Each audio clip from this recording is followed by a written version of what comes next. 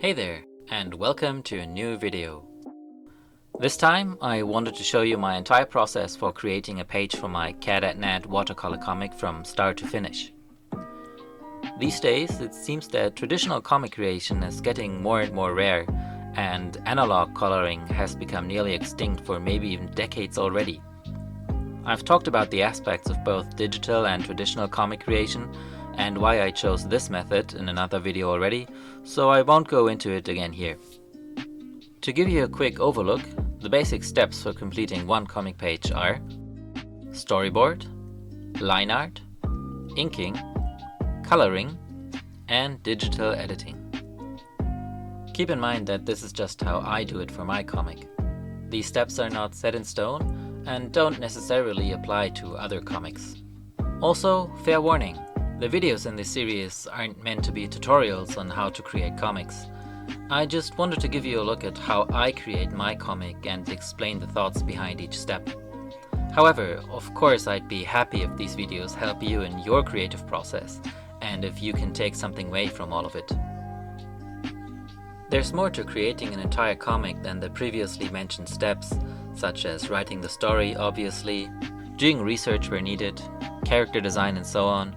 But these are all their own respective topics and videos. For now, let's just focus on the individual comic page creation process. Step 1. Storyboard.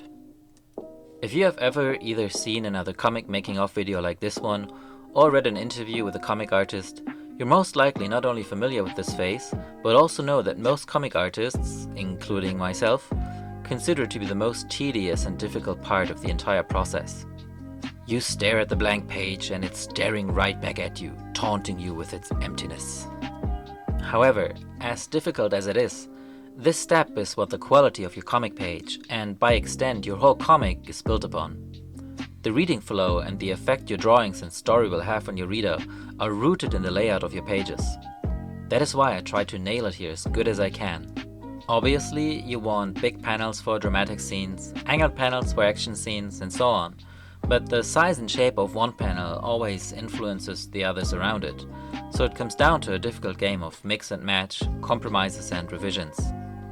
The same goes for double spread pages, for which you also have to keep the overall page layout and numbering in mind. Of course, it's not just about the layout of the panels, but also, or rather mostly, about their content. You have to decide on how to depict each shot, which perspective works the best, what to put in the backgrounds, and so on. Also, do not forget to leave enough space in your composition for the speech bubbles. One more thing I try to avoid are repetitive page layouts. I often take a look at previous pages to see if I used a similar paneling just a few pages back in order to avoid visual repetition. I sometimes also try to create these kind of mini cliffhangers between pages by having something being hinted at the last panel of one page that leads to a reveal on the next one. This makes for a nice connection between the pages and keeps the reader engaged. For example, a page ending with a shocked expression and the source of it being revealed with the turning of the page. Although my comic is still only available digitally at this point, I'm thinking about the layout in terms of a printed comic, not a webcomic. Maybe it's due to me being more used to reading physical comics, or maybe it's just wishful thinking. Many comic artists, and manga artists especially, often lay out entire chapters, or in the case of graphic novels, sometimes even the entire comic before starting with the first actual page. Since my project doesn't really have chapters like these, I'm usually fine with doing the layout for a couple of upcoming pages, or the next scene, so to speak. However, I feel that if I already mapped out the comic entirely, it would be difficult to change things in case I got some new ideas and things I wanted to squeeze in somewhere, especially on a longer project like this that will most likely take years to complete. Doing storyboards scene by scene just gives me a bit more flexibility.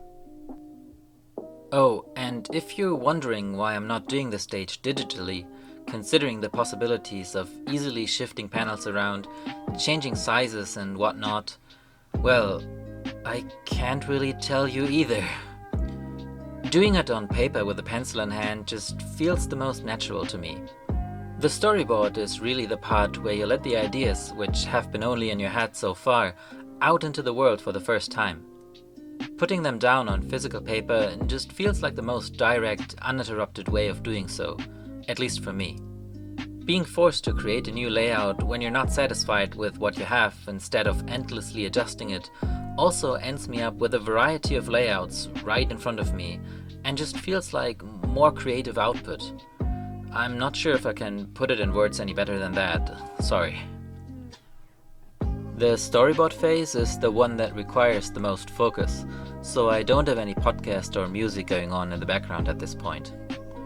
Since the drawings are all very rough and rudimentary, I strongly advise you not to shy away from starting over and trying out new layouts and ideas.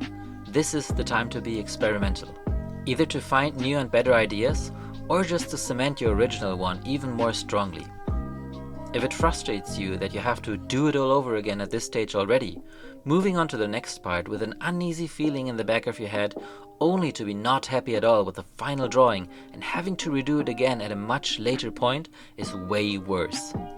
Trust me, I've been there.